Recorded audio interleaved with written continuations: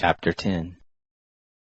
Now it happened, when Adonizedek, king of Jerusalem, heard how Joshua had taken Ai, and had utterly destroyed it, as he had done to Jericho and her king, so he had done to Ai and her king, and how the inhabitants of Gibeon had made peace with Israel and were among them, that they feared greatly, because Gibeon was a great city, as one of the royal cities, and because it was greater than Ai, and all the men of it were mighty.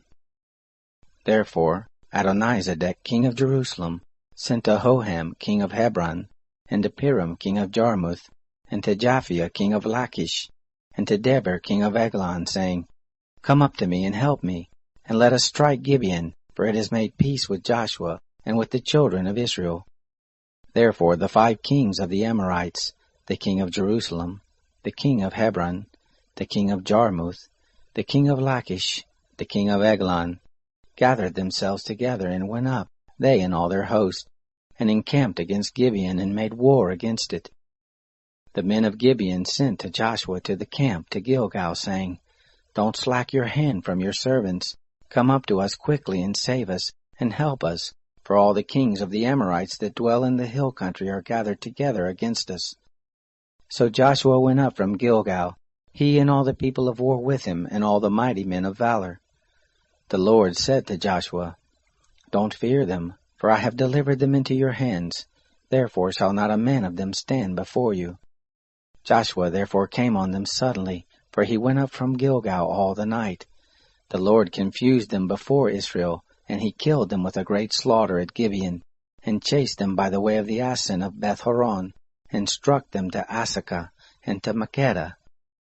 It happened, as they fled from before Israel, while they were at the descent of Beth-horon, that the Lord cast down great stones from the sky on them to Asakah, and they died. And there were more who died with the hailstones than they whom the children of Israel killed with the sword. Then Joshua spoke to the Lord in the day when the Lord delivered up the Amorites before the children of Israel. And he said in the sight of Israel, Sun, stand still on Gibeon. You, moon, in the valley of Ajalon. The sun stood still and the moon stayed, until the nation had avenged themselves of their enemies. Isn't this written in the book of Jashar? The sun stayed in the midst of the sky, and didn't hurry to go down about a whole day. There was no day like that before it, or after it, that the Lord listened to the voice of a man, for the Lord fought for Israel.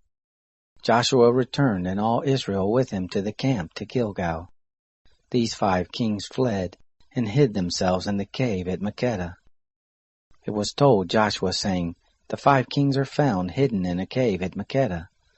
Joshua said, Roll great stones to the mouth of the cave, and set men by it to keep them.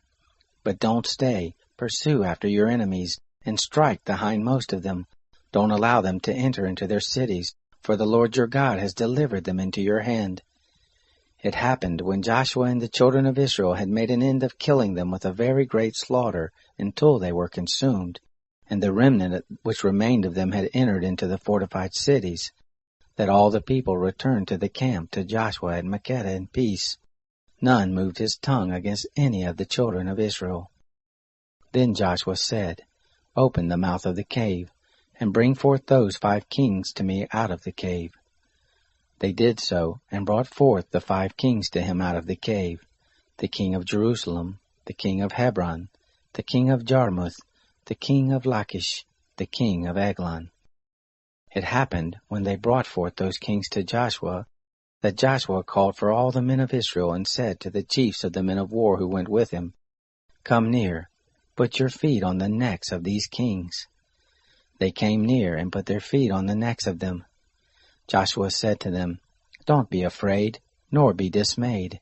Be strong and of good courage, for thus shall the Lord do to all your enemies against whom you fight.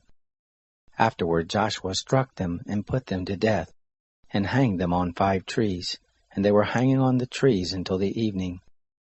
It happened at the time of the going down of the sun that Joshua commanded, and they took them down off the trees, and cast them into the cave in which they had hidden themselves, and laid great stones on the mouth of the cave to this very day.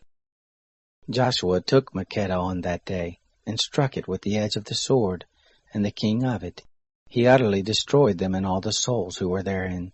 He left none remaining, and he did to the king of Makkedah as he had done to the king of Jericho.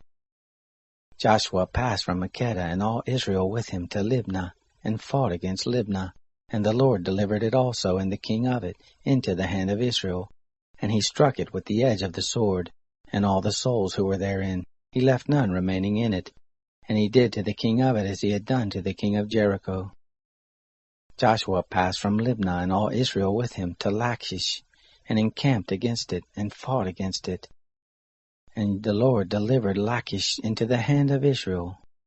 And he took it on the second day, and struck it with the edge of the sword, and all the souls who were therein, according to all that he had done to Libnah.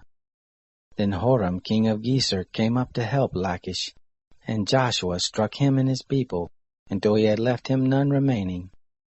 Joshua passed from Lachish, and all Israel with him to Eglon, and they encamped against it, and fought against it. And they took it on that day, and struck it with the edge of the sword. And all the souls who were therein he utterly destroyed that day, according to all that he had done to Lachish.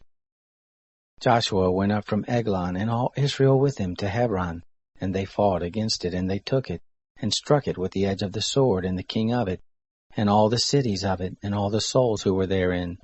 He left none remaining, according to all that he had done to Eglon, but he utterly destroyed it, and all the souls who were therein.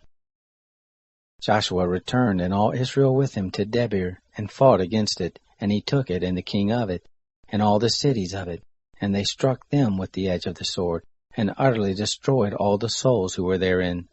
He left none remaining, as he had done to Hebron, so he did to Debir, and to the king of it, as he had also done to Libnah and the king of it. So Joshua struck all the land, the hill country, and the south, and the lowland, and the slopes, and all their kings. He left none remaining, but he utterly destroyed all that breathed, as the Lord, the God of Israel, commanded. Joshua struck them from Kadesh Barnea even to Gaza, and all the country of Goshen even to Gibeon. All these kings and their land did Joshua take at one time, because the Lord, the God of Israel, fought for Israel.